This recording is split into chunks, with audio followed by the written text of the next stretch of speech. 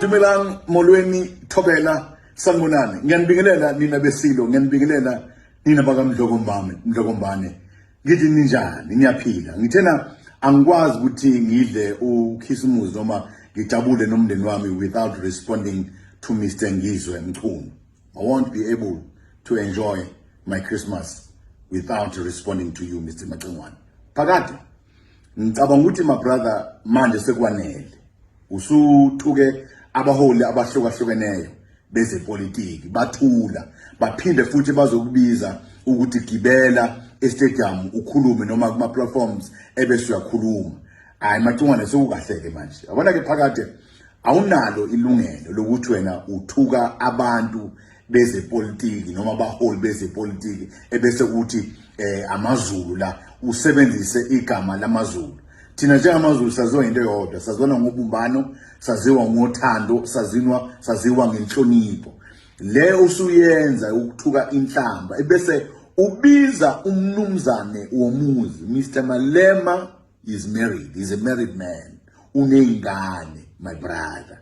And he's quiet, he's not responding to you. Uthule ngoba akaboni ukuthi kufanele a responde kuwena. Mina ngiyabona kufanele ngiresponde kuwena because usuka wafaka igama lamaZulu. Free country. South Africa ivulelekile. Umpedi, umvenda, umsuthu, umtsonga njalo njalo engahamba noma ikuphi la eSouth Africa.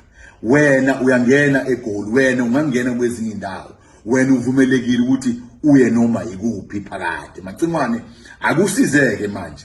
Isikhathi sokuthi uthuka abaholi bezepolitiki ngicabanga sesikuphelele Cingwane. Yabona ke manje mfo ngikwazi kakhulu. I worked with you at the SABC, woKhoziFm in particular. I know you Macingwane, and Macingwane I know you very well.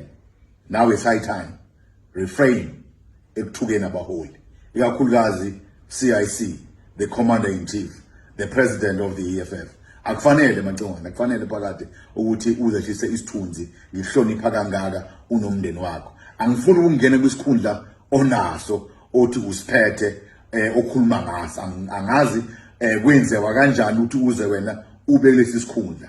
Ngokuhlonipha phakade ngithi mfowethu ngiyacela kweka Mthaniya la kwaZulu ukuthi akeke umholi ozongena kwaZulu Natal eze kuwena ezocela wena abike kuwena. Maybe phakade uthini menza kuwena.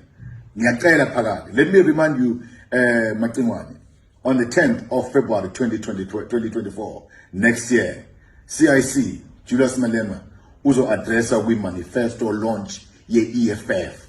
Uzofika abalandeli be EFF sineme nencukuthwane esuka endaweni ehlukahlukeneyo. Now you were invited EFF ineminyaka eyishumi la eThekwini wenza into enhle wazonikeza uMr. Malema umqhele wemfaka ekhanda. Kuyangixaka ke manje mase usuka wena uzothuka umnumzane uMalema umbize ngomfana akayena umfana unomndeni wakhe unengane zakhe. Ngiyaresponda kuwena. Enjoy your Christmas. Sukela manje ke phambili please. Awuyeke ukuthuka abaholi bamaqembu bepolitiki noma ubani awubusi isithunzi awuyihloniphe wathi wena akudlalwe ngenkotha udlalwe ngolimi abantu abakwazi ngalonto mfethu. Yipi legacy oyishiyayo ngemuva. Kuzoba khona amabutho lapha eMoses Mabhida Stadium.